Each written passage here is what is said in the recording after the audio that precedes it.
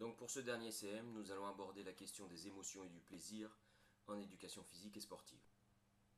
Alors pour situer cette problématique du plaisir parmi les autres thématiques abordées au cours du semestre, on peut distinguer un petit peu de manière caricaturale deux formes d'approche didactique. Une didactique froide qui fait apparaître le PS entre guillemets comme une visite de musée, où on met essentiellement l'accent sur la conformité technique, mais aussi sur la réflexion, le raisonnement.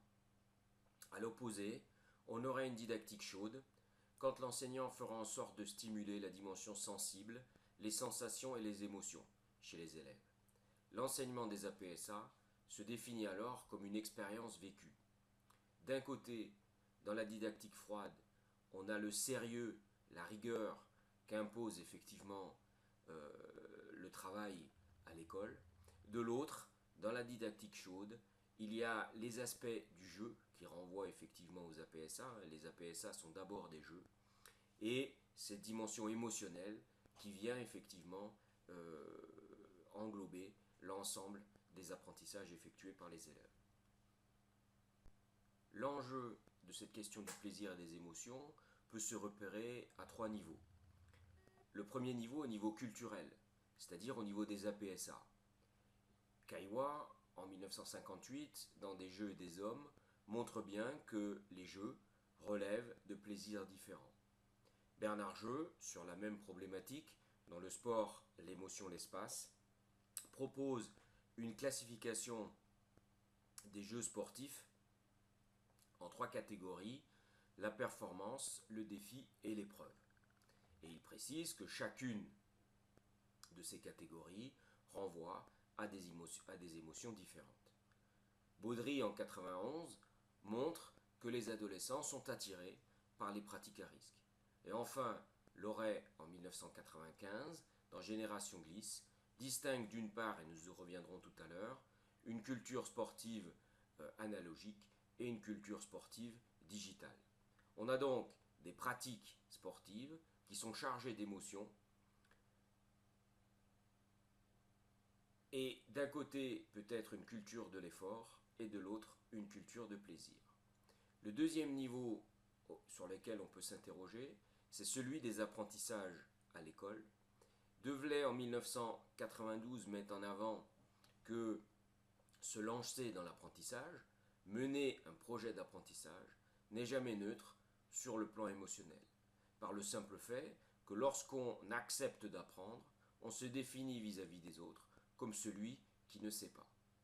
Il précise en 1996 qu'il existe dans les apprentissages également un problème de sens et que le plaisir peut être un facteur de sens pour les élèves. Enfin, comme on se retrouve dans une dimension collective à l'école, le plaisir et la question des émotions doivent aussi être envisagés par rapport à la dynamique de classe.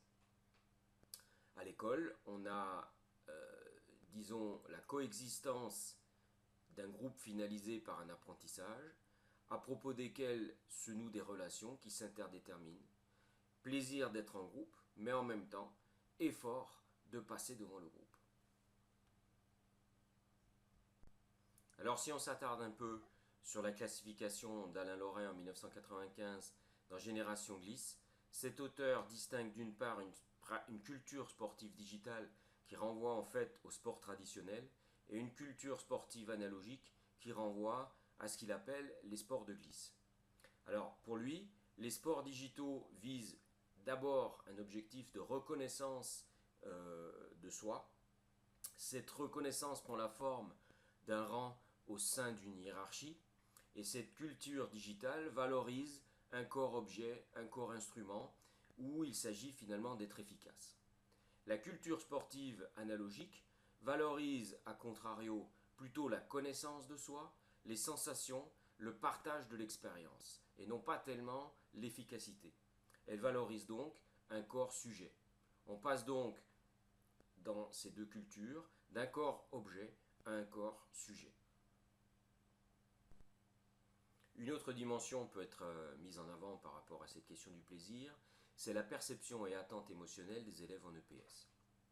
Les APSA sont perçus différemment selon le sexe et l'âge. En sixième, on met l'accent sur la dimension ludique. En troisième, les filles mettent l'accent sur la dimension conviviale. En troisième également, les garçons mettent l'accent sur l'aspect convivial et compétitif. Globalement, c'est l'aspect ludo-convivial qui est perçu. Le compétitif joue le second rôle et la convivialité est plébiscitée par tous les élèves. Un dernier aspect peut être souligné quant à l'importance de cette notion de plaisir, c'est que le plaisir a un impact sur la pratique. Un impact sur la pratique immédiate, mais aussi un impact sur la pratique future. Perrin, en 1993, montre que la relation de plaisir aux APSA vécue en EPS peut garantir, ou peut conditionner en tout cas, la poursuite de la pratique à l'âge adulte. Ubaldi et Philippon en 2003 montrent toutefois qu'on doit distinguer le plaisir de s'éprouver et la joie de progresser, d'apprendre. On peut définir les émotions, j'ai pris ici une définition dans l'introduction à la psychologie en 1988, comme des réactions subjectives à l'égard du milieu, accompagnées de réponses hormonales et neurovégétatives, éprouvées en général comme agréables ou désagréables, et tenues pour des réactions adaptatives qui affectent notre pensée, et j'ai rajouté, et notre façon d'agir. La joie, la tristesse, la colère, la surprise sont bien évidemment des émotions. Le Pogam en 1999 met l'accent sur l'idée que le plaisir est inscrit dans les dimensions les plus profondes du sujet, dans l'intimité de son corps, c'est-à-dire que le plaisir ou le fait de ressentir un plaisir dans une activité est quelque chose de profondément intime et personnel. Le plaisir mettant le corps en jeu est lié aux temporalités qui en modifient les significations et aux cultures variées qui l'orientent en fixant des interdits. C'est-à-dire que le plaisir ou les situations dans lesquelles on ressent un plaisir sont d'abord des situations culturelles et qu'elles évoluent effectivement avec les époques historiques. Enfin, le plaisir peut être éprouvé dans l'instant ou le plaisir peut être différé. Quand on entame un apprentissage, au départ, c'est jamais très plaisant. Par contre, quand on réussit, quand on a progressé, on obtient une certaine satisfaction et là, le plaisir est effectivement différé. Alors, pour préciser cette notion de plaisir en éducation physique, on va s'appuyer sur les travaux de la EPS en 2005 qui montrent qu'on peut distinguer trois formes de plaisir, le psychoplaisir, le bioplaisir et le socioplaisir. Le psychoplaisir, il est lié au fait de la découverte, de l'exploration. Il peut être lié également au fait d'être dans des activités qui font peur, qui donnent un certain vertige, des activités à risque. Il peut être également dans le fait de mener à bien un projet. Le socioplaisir, il est lié au fait d'être en groupe, de collaborer, d'être auteur, éventuellement en danse par exemple, des sentiments d'autrui. Enfin, le bioplaisir, c'est le plaisir des sens. Et nous y reviendrons tout à l'heure en essayant de voir qu'est-ce qui procure dans les différentes activités un plaisir. Enfin, la EPS distingue également des perceptions du plaisir des élèves par les enseignants. À quoi peut-on reconnaître que l'élève se fait plaisir dans la pratique des APSA? Il distingue le plaisir mobilisation, le plaisir manifestation et le plaisir poursuite. Le plaisir mobilisation est l'énergie qui est déployée par l'élève dans l'activité. Le plaisir manifestation, c'est dans les mimiques, les expressions, les locutions utilisées par les élèves lorsqu'ils pratiquent. Et le plaisir poursuite, c'est dans la continuation de l'activité, dans le fait de mener un projet à son terme et également d'effectuer des demandes auprès de l'enseignant. Alors, la EPS reste finalement assez floue sur ce qui constitue le bioplaisir. Lorsqu'on dit plaisir des sens, on n'a pas dit effectivement grand-chose. J'ai des étudiants qui ont travaillé sur cette notion de bioplaisir et qui sont allés interviewer des pratiquants de bon niveau pour essayer de cibler un petit peu quelles sont les actions ou les situations dans lesquelles, dans les différentes activités, ces athlètes se font effectivement plaisir. En sport de raquette, il y a le plaisir de la frappe et le plaisir du toucher. Deux aspects euh, qui complémentaires. En escalade, on a le plaisir du geste continu, c'est-à-dire que le déplacement s'enchaîne, je ne passe pas trop de temps à lire effectivement l'itinéraire. Et on a le plaisir du placement juste. En kayak, le plaisir du stop rapide, où effectivement on a une sensation assez forte lorsqu'on s'arrête, on arrive à s'arrêter, et puis le plaisir de la glisse. En course, la sensation d'aisance, c'est-à-dire la sensation finalement de récupérer presque en courant, procure du plaisir, et puis le plaisir dans l'ajustement des foulées au terrain, par exemple en course en montagne, lorsqu'on descend, on ajuste un petit peu ces foulées aux différents obstacles qui se présentent sur le sentier.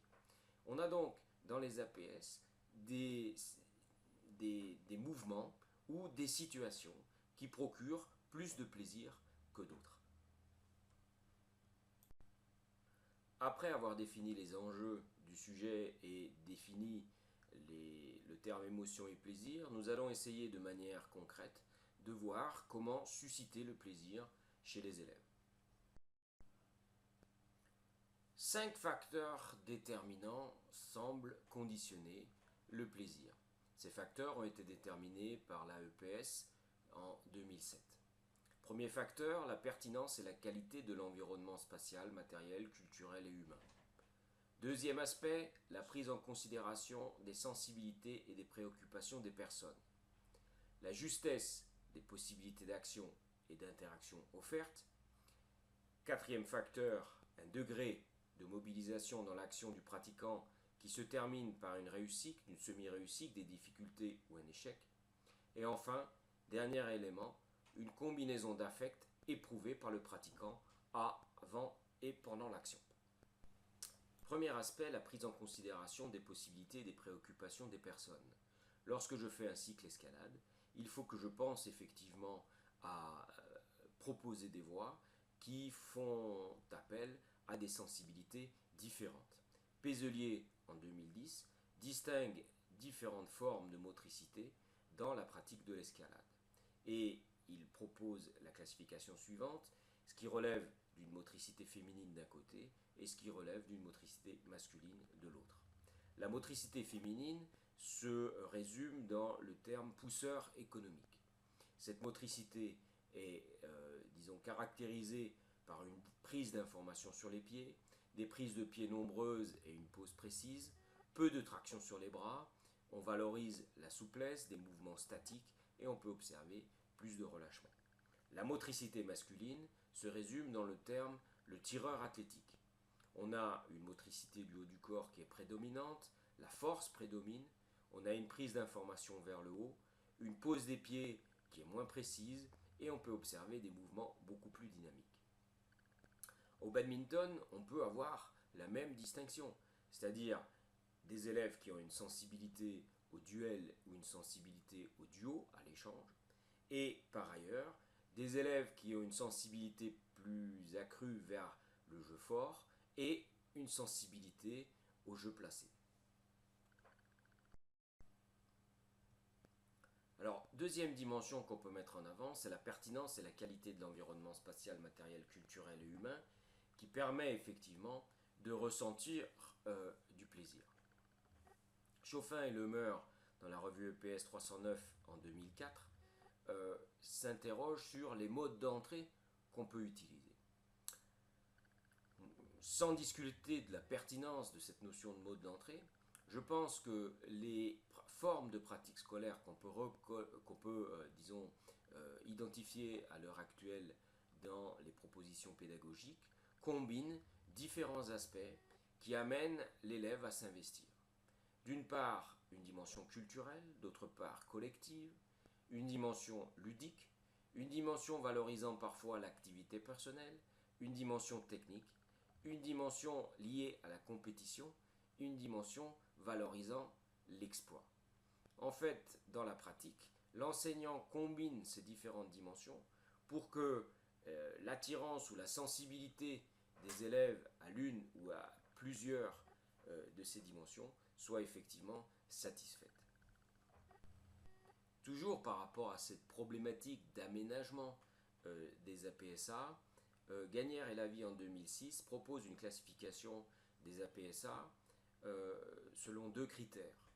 Tout d'abord, la forme et la signification de l'événement, c'est-à-dire des APSA qui font appel à une activité d'épreuve, de défi ou de rencontre. Et d'autre part, une deuxième catégorie, les modalités, ils s'interrogent sur la modalité d'obtention de la victoire dans les différentes APSA. La mesure, le score, la conformité. À partir de là, Gagnère et Lavie proposent de combiner ces différentes dimensions dans les différentes APSA pour surprendre les élèves. Une autre forme de situation peut être également mise en avant par rapport à cette problématique du plaisir et des émotions. Il s'agit de la notion d'épreuve-preuve. Deux exemples, je vais donner deux exemples. Le premier en volley, on fait un match 2 contre 1. Au niveau 1, le joueur qui est sous seul gagne souvent la rencontre. Et c'est pas normal. On est deux joueurs, on joue contre un seul, et c'est celui qui est seul qui gagne. Deuxième exemple, en tennis de table, un joueur assis contre un joueur debout. C'est également au niveau 1, on s'aperçoit que l'élève joue au centre de la table. L'élève assis n'a aucune difficulté à renvoyer. Donc on met l'élève face à une contradiction et à quelque chose qui est amené à lui produire un sentiment d'insatisfaction. C'est pas normal de perdre alors qu'on est deux. C'est pas normal de perdre alors que mon adversaire est assis. Donc dans cette logique, il s'agit en fait de définir la compétence, qu'est-ce qu'on recherche, et d'amplifier l'expression de cette compétence. Et ensuite, on joue effectivement sur le sentiment d'insatisfaction chez les élèves pour les amener à s'engager davantage dans la situation. Donc on joue bien ici sur les émotions des élèves pour favoriser les apprentissages. Autre proposition, j'avais écrit un article en 2010 dans la revue EPS où la problématique était de relier les émotions provoquées par l'aménagement du règlement en badminton et les contenus, disons, à développer chez les élèves. L'enjeu pour l'enseignant n'est pas seulement de percevoir les dispositifs qu'il met en œuvre comme source de l'investissement des élèves, mais aussi au travers des émotions que suscitent ces dispositifs, de les percevoir comme ressort pour les apprentissages des élèves. Je vous donne un exemple. Avoir un temps restreint pour gagner. On joue en fait sur la tension, émotion qui naît de la contrainte temporelle et ça va amener effectivement un jeu plus offensif. Je vous donne un exemple. La montée descendante avec stopper. Le premier élève qui a 7 points devient le stopper. Il crie stopper. Enfin, il crie stop. Et il est valorisé si il est effectivement stopper. Donc, si je veux être stopper au niveau 1, eh bien, il va falloir que je déstabilise plus rapidement mon adversaire et donc je ne peux pas me contenter de renvoyer un volant en cloche au centre du terrain. Il faut que je me pose la question comment transformer mon jeu pour que je passe d'un jeu de renvoi à un jeu plus offensif. Le raisonnement est sensiblement le même, simplement les contenus vont être différents dans les 3 autres catégories que je mets en avant. Enfin, une dernière proposition est celui des défis coopétitifs. Il s'agit, dans ce cadre, de rendre la compétition plus équitable et plus intéressante en rééquilibrant les chances des élèves. On observe dans les classes des différences de niveau et il s'agit finalement dans des APS de réfléchir à la manière dont on va pouvoir rééquilibrer les chances de victoire pour que l'ensemble des élèves, quelle que soit leur différence des niveaux, puissent effectivement progresser en jouant l'un contre l'autre. Nous l'avons dit tout à l'heure, l'alternance réussite-échec conditionne également le plaisir que peuvent éprouver les élèves. Le principe ici, c'est que dans différents ateliers en gymnastique, par exemple, il est important de proposer différents niveaux de difficulté.